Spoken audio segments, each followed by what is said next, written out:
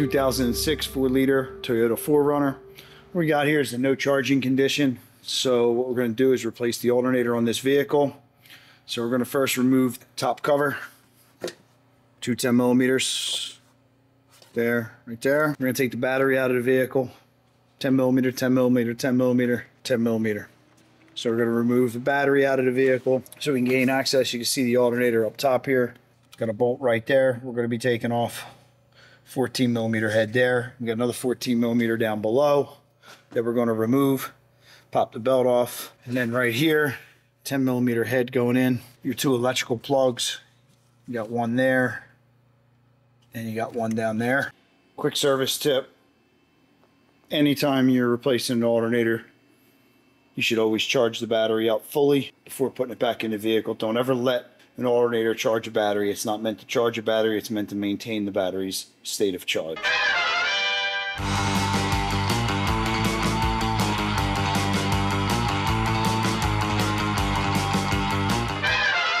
the battery out of the car. Top cover removed. Got a little bit more of a visibility on what we're going to do. We're going to take this bracket off here. Just give us a little bit of room with the wiring harness. Undo that 10 millimeter right there. By the way, that's a 10 millimeter right there. We're going to remove this. May even remove the brace, but we're going to remove this, that gain access to the top main lug and then the plug. Give us a little bit more space. And we're going to remove this 14 millimeter head right there. This is held in with two bolts. There's another one hidden down there. You can see it or not.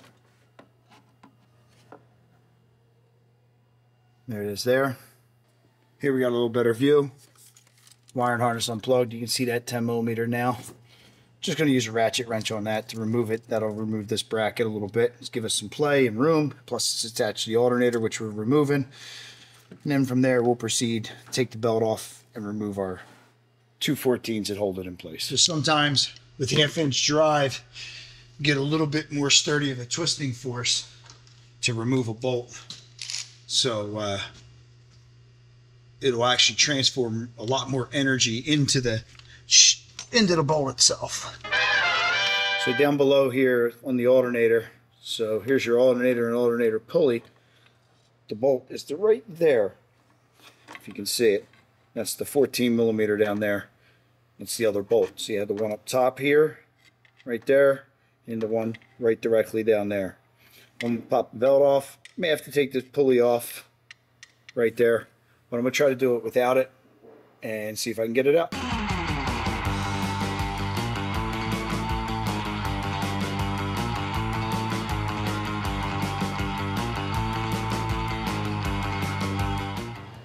There's with the alternator broken free.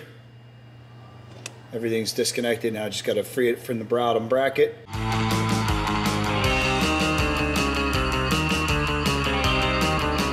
Got here's the idler pulley. As you can hear, you hear the noise. I think it was the bearing spinning it on the car.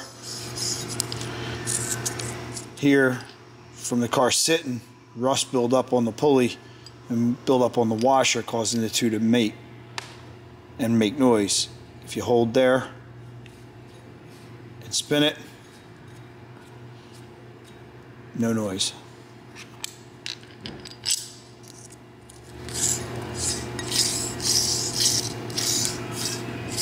You hear the noise there.